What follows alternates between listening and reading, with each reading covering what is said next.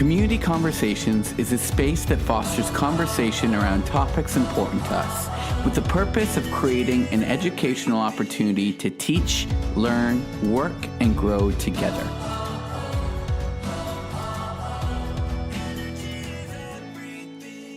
With your host, Ina. Hi, and welcome to another episode of Community Conversation, where we sit down with our SBNH, spina bifida and hydrocephalus community, where we empower and unite and make a change within our community and out into the world.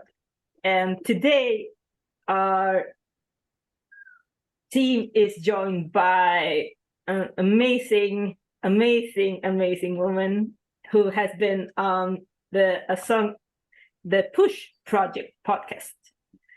Siobhan Mungovan. Yes, way.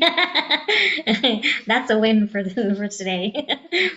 Mungovan is a difficult name to pronounce, as I was saying earlier to you guys. I've gotten all sorts of pronunciations, so well done, girl. You did it proud.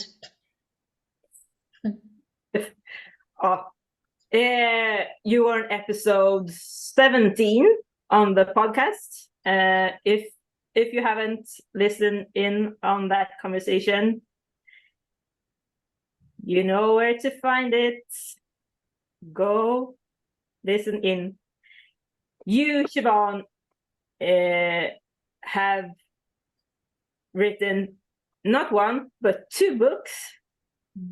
You started a podcast, and you're also working as a coach. And that's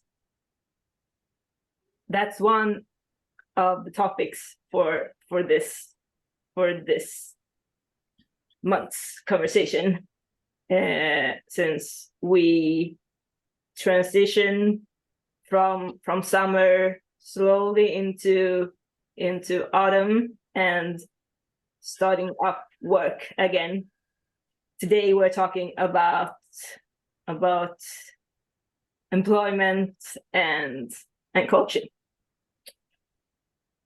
Welcome, Siobhan, and also Danny and Roaming Diva. We're all here. I'm so happy. Thank you so much for that wonderful introduction. Thank you. So happy to have you here. Can you tell us a bit about what you do as a coach? Well, I think, as you mentioned earlier, I have a lot of little hats on, but I think one of my main hats is coaching. I think that's where I started off on my personal development journey myself. I myself have been a client of life coaching for goodness, I don't know how many years now, but before I trained as a coach myself, I was a client for about 7 years. Because I firmly believe, from my own perspective, that even though I'm a coach myself, I do not have all the answers. The stuff in my own life that I struggle with on the daily. So I feel it's of great benefit that I have that person that holds space for me. So I am qualified as a coach with about 5 years now. It's hard to know with COVID and everything. I think we've lost a couple of years there in the middle, but yeah, about 5 years. So I am qualified with the Irish Institute of Life Coaches here in Ireland. And I guess the main area that I focus on is confidence and self-esteem, because as we can all say in the room, with having a condition like spina bifida and or hydrocephalus, it does come with its complications, but it also comes with its complications when it comes to your mental and emotional well-being. So I'm always going to be advocating for the emotional well-being, because our physical health, from my own perspective, my physical health has been looked after since the day I was born onto this crazy planet. But my mental and emotional state has been very much up to me, and what I can do to support myself. So it's me in a nutshell. So good. And here among us, Danny, you're an entrepreneur, both self-employed and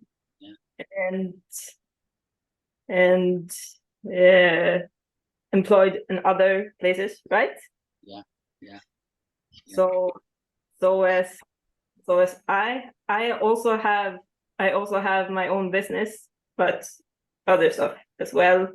And you, Siobhan, the same. And you Diva, are employed, but you recently started your own journey to becoming coach, right? Well done. Was in the end of May. I started a course, and the goal is, or the plan is, to become a coach within relationships and breakups. Brilliant. Yep. Oh, powerhouses here. Indeed. Indeed.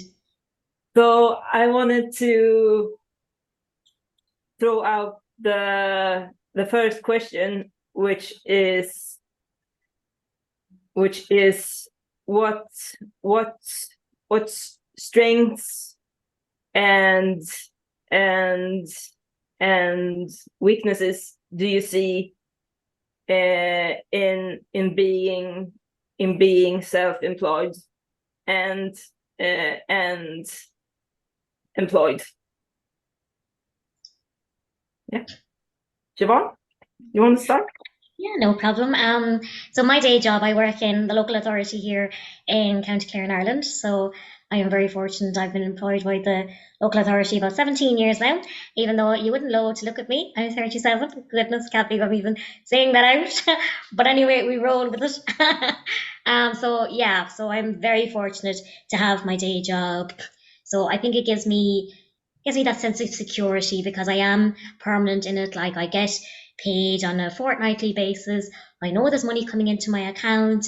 And yeah, it just gives me that sense of safety because with living with a condition like spina bifida, like I don't know when the day is going to be that I won't be able to work anymore. So to have that safety of that little bit of a nest egg, even though I am a bit of a shopaholic, that safety of a nest egg is good to have it at the same time. But also then I have the other side to me, which is obviously the more passion side to me, and that would be the coaching. For me, I don't personally see that as a money kind of a thing. Like I don't rely on it for money or anything. For me, it's simply about passion. It's simply about helping and supporting people who are in places that I can relate to very much, and to use my skills and my experiences to help and support people to go from A to B. I think that in itself, for me, is rewarding enough. Can't speak for anybody else.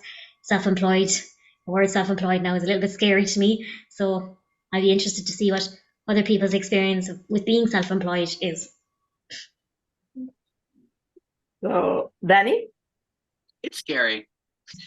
Imagine. Oh my gosh. Scary.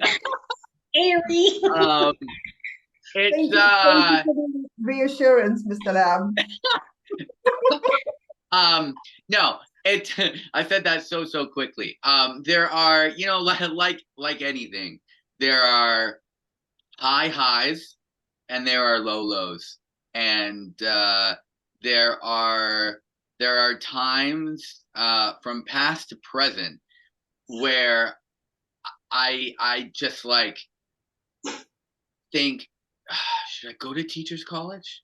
Should I become should I go back to the original plan that I had and go to teachers college and have that security of, knowing what I'm making every day? I show up, I do my job and do it well. And do I do that? And then there's the other piece of me that's a little rebellious and a little rock and roll and a little like, no, gonna do it and I'm gonna figure it out my way because I know I can. And I love that about me, but that spirit has also taken me to some places that I know I'd consider darker places for me that don't put me in the best of mental health. And I haven't been in that place for a while, but there's still always uncertainty. There's still always uncertainty. There's still always, I'm at a point now where I'm working really, really hard to put. I function in a very chill, laid back way. That's how I like to work with people, and that's how I try to always work with people. There's the part of me that wants to be a serious entrepreneur that is starting to realize that there has to be a fine line between working in that chill manner while also creating systems of sustainability, systems of protocol, and systems of like, a music client. A lot of clients pay me for the month in advance. I will always work with people in the best way possible. So if somebody says, listen, can I really can't afford to do like even 2 lessons at a time. Can I pay you lesson by lesson? I still will meet somebody where they're at. I prefer and I always ask for either 2 or 4 lessons at a time, just so I can know what my month looks like and what my and I'm not living lesson to lesson because that's hard to plan anything. if I'm just taking cash lesson by lesson. So building those systems out and trying to do that, but those things are still flawed as well. You can build those things out, but then when it comes to somebody in their own life might reach a point where if I ask, if you're canceling lessons, I ask if you could give me like a month's notice. That would be awesome. No harm, no foul. If you need to cancel, if you could give me a month's notice, that would be much appreciated. So I know what's not coming in moving forward. But people are people, and not good or bad or whatever. People go through stuff, and people reach a point in their life where maybe they just can't do it anymore. They can't afford it. They can't whatever. And sometimes that comes super short notice, and it sucks when it does. And I still have moments where I'm like, God, I've got a plan for the next like 5 months, and that completely throws it off. Like, what the heck? That sucks. And so there's little moments like that, or when you're my partner works as a certified teacher in the school board. When she goes in to look to be approved for a loan for like a house or something, banks look at her much more favorably than they do me. They're like, who are you? You work for yourself? No, we don't trust you. And that sucks because it's like, but I know what I'm bringing in. I know I'm a safe bet. I know that, but you don't trust me because I'm a number to you and you're a bank, and okay, fine. So some of those things make it hard to be an entrepreneur because it's sometimes hard to be taken seriously by institutions that you'd like to be taken seriously by, but they look at what is in front of them, not at the heartstrings that, oh, that Danny, he's a really nice guy. That Danny, he's good for the money. They look at, no, this is what you're making. This is what you're not making. Sorry, we're not giving you that loan. You're not approved. Anyways, Yeah, it ebbs and flows. There's pros and cons. It's tough and it's awesome at the same time. yeah, and I recognize the feeling and the struggle of being taken as a serious business owner. Like, this is my job. This is how I put food on my table. This is how I can pay for my apartment, put roof over my head. And so I learned quite quickly to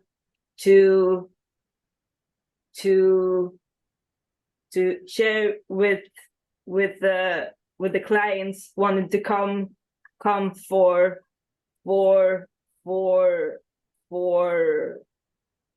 my body therapy sessions, to make sure that they knew that if they didn't cancel at least one day before, then I'm going to charge you, because I carved out that hour or hour and a half. And sure stuff happens, sure you get sick or your kid gets sick, but that is a whole other thing than just, oh, I forgot, or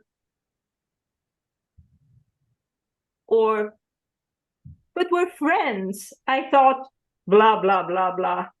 And I'm like, would you say that to your dentist? Would you say that to the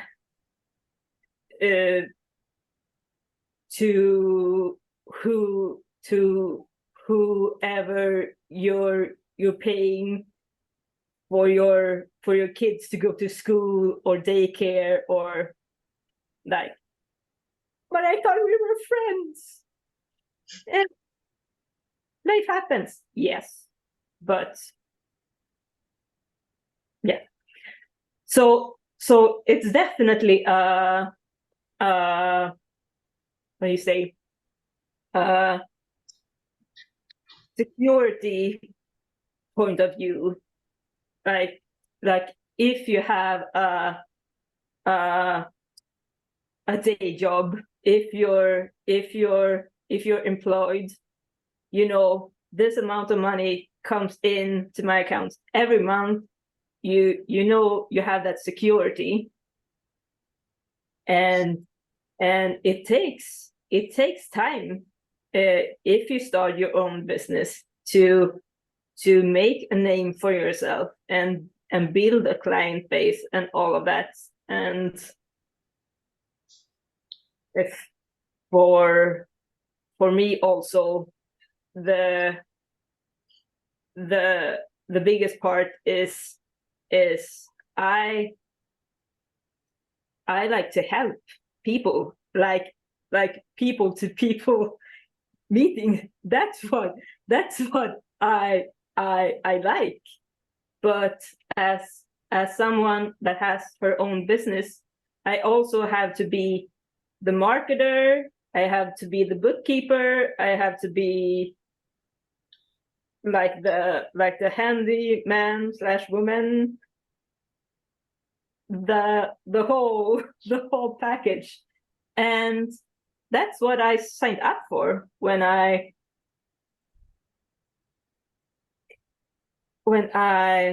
over 10 years ago decided, like, starting my own business doesn't sound so bad, because that also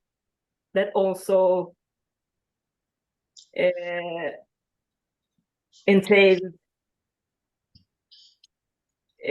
making up my own working hours, also deciding who I wanted to work with and how. And yeah, that's my spin on things. I wanna bring in Rolling Diva into the conversation. There are definitely a lot of strengths I found it to be a very good way to work with people or amongst other people, learning different skills like being more organized and working in groups, like following instructions that someone else made, so I don't have to think about that. Like, this is what you're going to do today, and that's set. That is what I wanted when I started working. Like, I just want to work. I just want to learn new skills, have the experience, and hopefully make that company more accessible, because that's always in the back of my mind wherever I work. And I haven't been working in any company or have been on any interview at a company where they haven't told me, you're the first person that we have here with a disability. Wow. Which always just breaks my heart a little. Yeah. I don't only see myself as valuable to doing the job that they employed me for, but also from the accessibility aspect. Yeah. Wow. Yeah. That's that's a little bit of a heartbreak, has been every time. Like, you're the first person. Like, how is that possible? Mm. Can I just, Diva, just off that, Yeah. makes me so curious, and I love innovation, and I think through a disability lens, I think it's so interesting, and I just wonder, I'm always so curious about, like, I wonder if through like a disability lens, there's potentially a lot of people within our either spina bifida and or hydrocephalus community or disability community in general who feel a need to be an entrepreneur because there's so many companies that don't hire them. So feel a need to create something that exists in the way that we would like to see exist in the world. Yeah.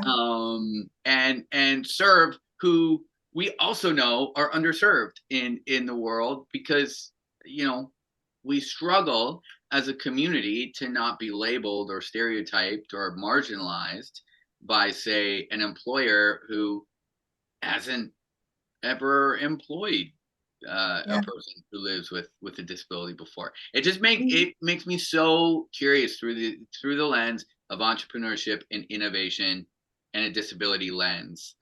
If, like, we have, as a generalization, of course, if we have more of a feeling of need to be entrepreneurial because of all the things that don't exist to serve us in a world that's not accessible.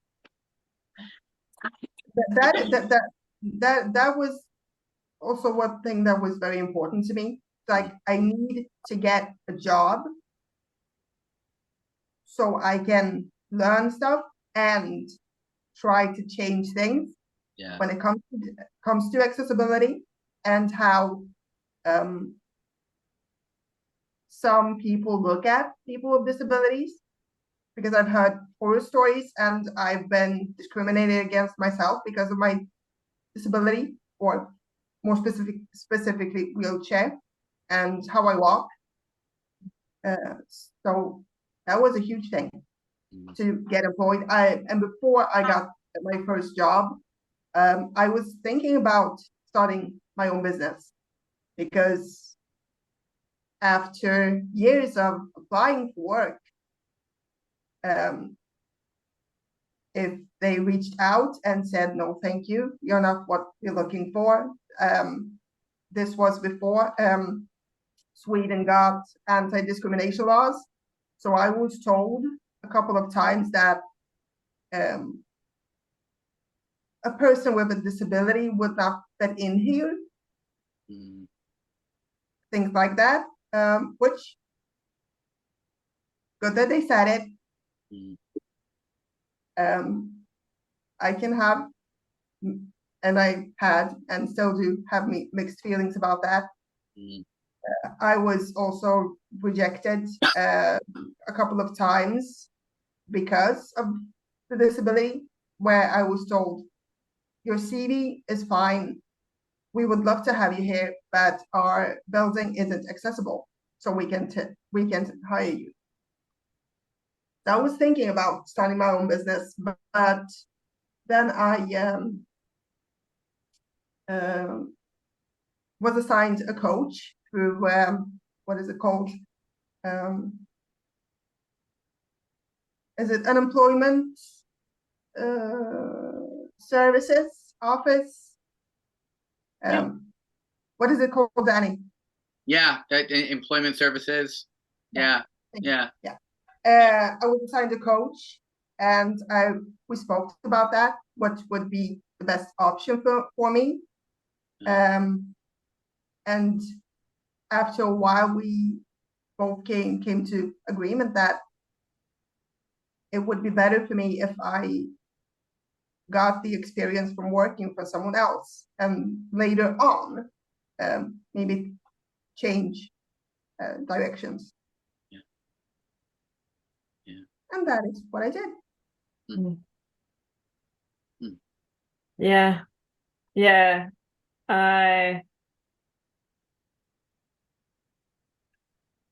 I've also experienced myself and know a lot of people using wheelchairs, having that exact response, or in most cases non-response to looking for a job. If you get a response saying, well, we would like to have you, but we can't because of because you're in a wheelchair, or that sucks. But I've experienced more of like silence, and I guess we all have. And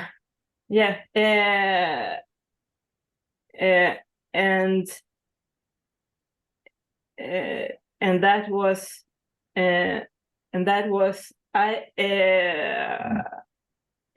before I started my business. I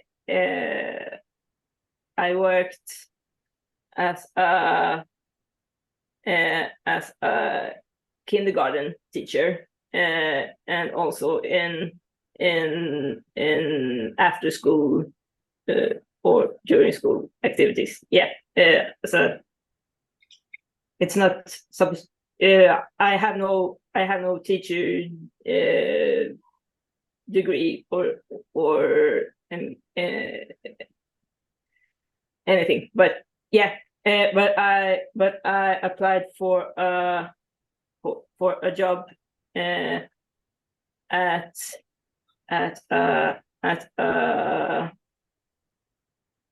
I think it was kindergarten, with the smallest kids, and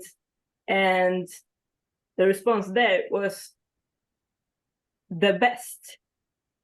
She said, I have no idea if our place will work for you because you're in a wheelchair, but you are so welcome to come and see for yourself. and make a decision yourself if this workplace works for you. Yeah.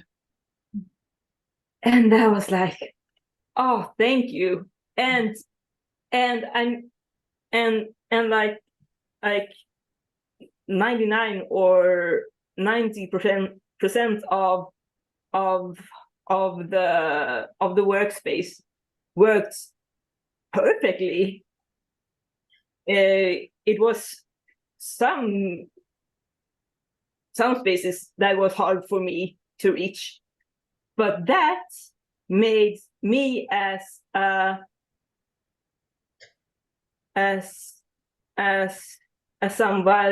somebody working with the kids even more valuable to that, to kids going there, because I could say when they thought it was very, very, very funny to run up the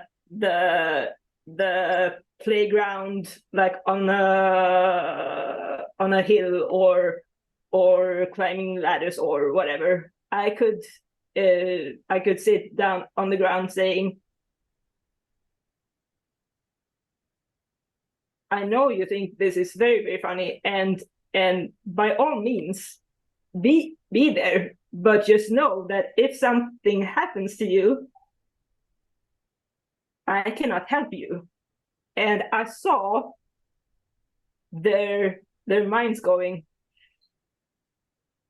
and that teach them to know my boundaries, and our connection was very, very good from that point, which I'm so very, very, very grateful for that experience, because I was there for quite a few years. Yeah. I know. Sorry, can I just kind of on that note, after we did the first ever Song of City tour across the UK and Europe, came home and I thought, look at this thing that we just did. It was wild. And came home, we did an interview with CTV and they told the story in Canada, and it was like, wow, it's so cool that like we were able to do this across the UK and Europe. But like it'd be really, really cool to like, I live in Canada. I'm connected to our Canadian community. It'd be really cool to do a tour across Canada through the same kind of lens, and then connect it all. So I started to plan that, and then a job came up where I would be hired as a motivational speaker and facilitator. I'd be working with young people across the country, delivering a keynote, and then facilitating a leadership and social justice rooted type of workshop where we are helping young people develop their leadership skills, and also discover what sort of issues they're passionate about locally and or globally, and then figure out how they can take those leadership skills connected to the issue that they're passionate to actually create change. And so I remember feeling like at this crossroad, and I remember talking to the guy on the phone, and he had been a music manager for years, and he managed this Canadian band called Protest the Hero, who I knew well.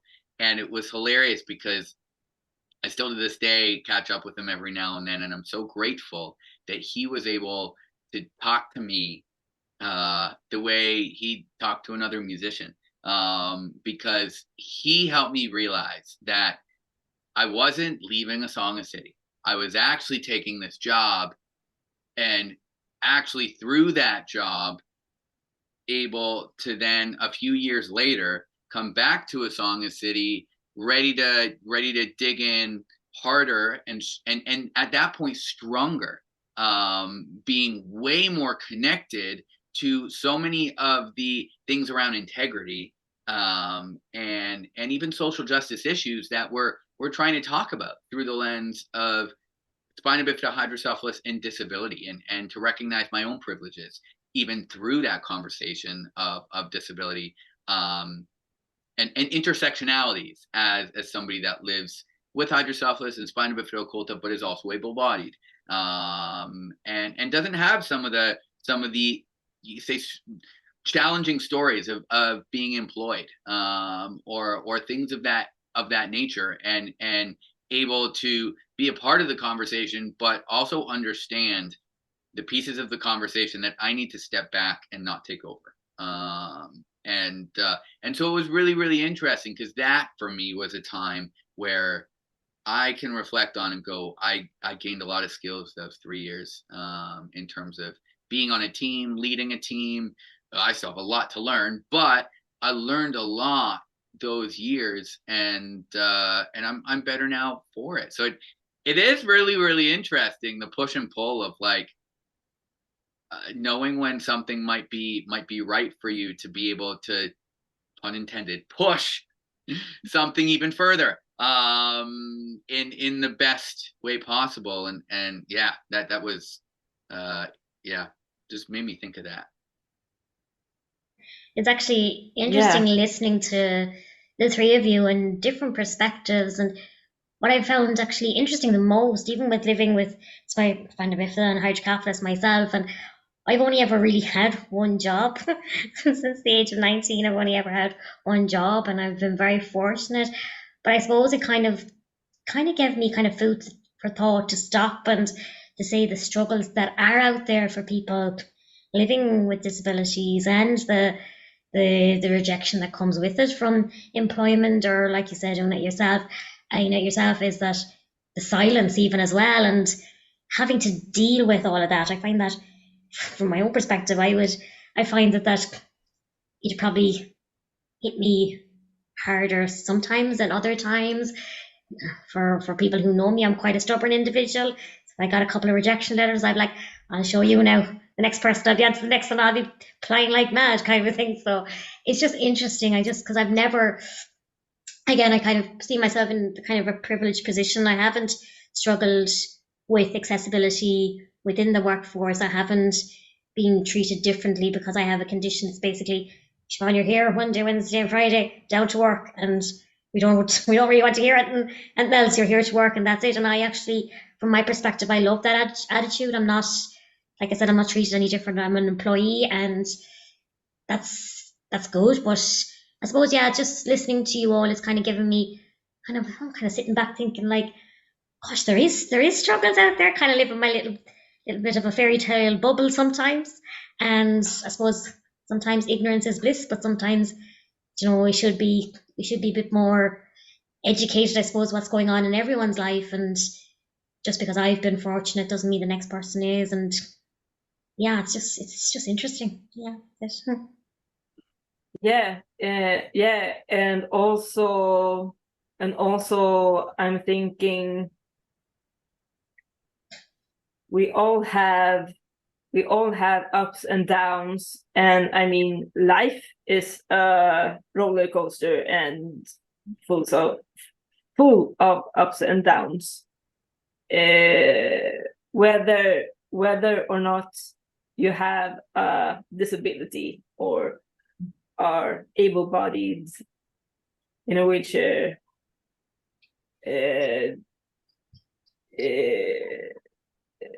loss of hearing,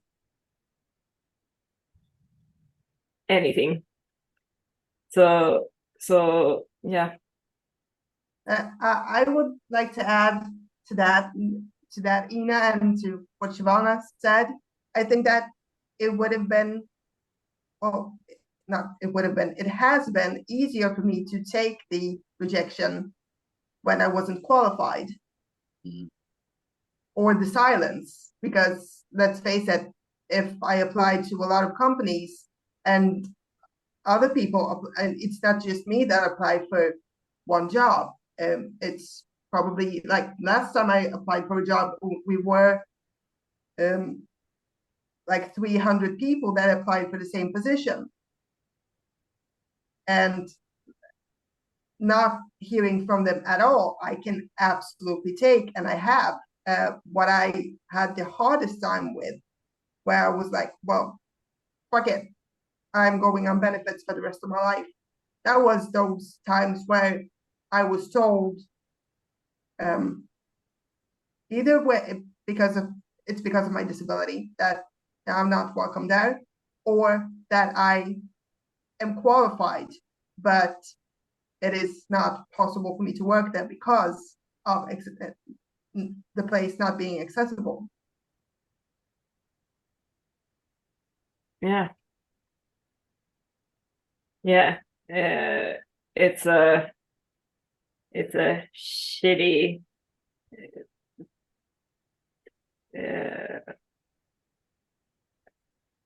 I was going to say position, but that's not maybe No, to me that was a huge slap in the face, and I thought so many times, like, fuck it, there is no job for me.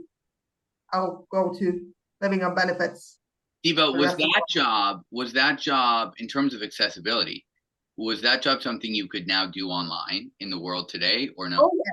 Oh yes, and that is another thing. During 2020. Yeah. There was all of a sudden another way to work, which was from home, and it wasn't just like you could do it if you wanted to. It was like you have to work from home. Yeah. That was one of the biggest slaps in the face I've ever received. I think I was grieving all of the times where I applied for a job for quite some time, where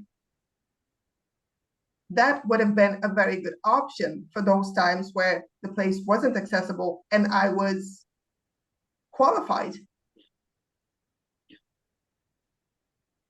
So I'm very happy that we can work from home now. I work from home some days, and some days I go to the office. But that wasn't on the table when I started looking for jobs. That was like working part-time was never spoken of. If you wanted to work part-time, it's like, no, there are no jobs like that for you.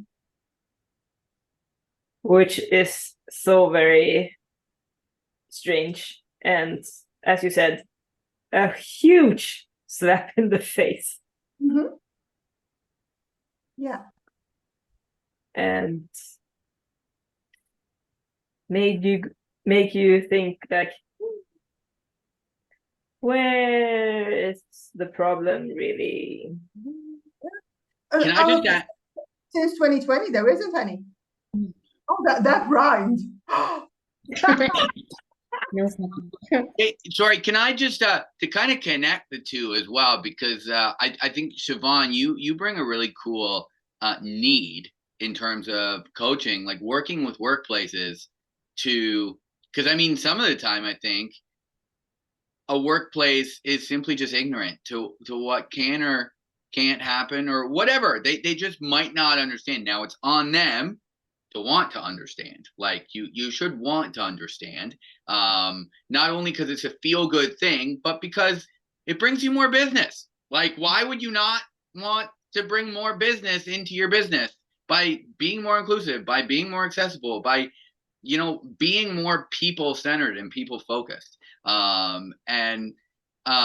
So it is interesting, I think, Siobhan, because you mentioned like coaching specifically to working with workplaces. I think from my own perspective anyway, I think education is key. And I do know from my own perspective, when I did start working, like, and I'm not taking the side of the employer here, I'm just being devil's advocate, as they say. I do feel like they're afraid to ask the questions, because I know when I joined the workforce, it's like, are you okay? Like, are you going to break in here? I'm like, no, I'm fine. It's grand. And if you hear a thump, well, maybe come and help me. Do you know what I mean? So I think it's about our approach and the employer's approach as well. I think it's about teamwork, and it's us working together and making it safe, that it's okay to ask us these questions. Like, I'm an open book. You can ask me anything. Not a bother. Like, you'll get some sort of answer out of me. Like, so I think education, and I think so the employers are not afraid to ask the questions and get to know the person, get to know the condition, because everything is workable. Like, do you know what I mean? There's nothing nowadays, like, especially nowadays, we're living in the world of remote work, and we're living in the world of like family friendly companies, and like there's so many kind of strategies out there in companies nowadays that they have to abide by. It's not just disabled people, like, do you know what I mean? There has to be part-time, but talking and communication and education, I think, are the elements that sometimes, maybe I can only speak probably for the corporate world. The corporate world is so fast paced, and it's like we don't have time, like the next day and the project is on, and if we just take a second and just relax and actually find out what's going on. I think miscommunication, there's a lot of miscommunication, a lot of preconceived notions out there as to, with a disability, like anyone to look at me, I'm 4 foot nothing. They think she's not going to be able to cope for a day inside in our office. We're running around like mad people. And like, how is she going to manage for the day at 4 o'clock? She's going to be panned out. Like, so I guess from my own perspective, there has to be an element of proving myself. But I have to get my foot in the door to prove myself, which I do understand is the little bit of a frustration. Like, why do I have to get in the door? Why do I have to prove myself? Like, can you not just go on my merits? So yeah, that's all. Sorry. No. No. Yeah. I don't know about you guys, but I feel we have at least some more to talk about. For now, I'm saying thank you so much, everyone watching this. And as usual, if you haven't subscribe, and you can find us on social media. You can find Siobhan on social media. I know you're on Instagram, at least. Yeah. Keep Smiling Coach. If you want to find me, check out me there. And yeah, love to hear from you. Yeah, we will link your page down here. But yeah, join us for the next episode, employment and coaching part 2. For now, bye.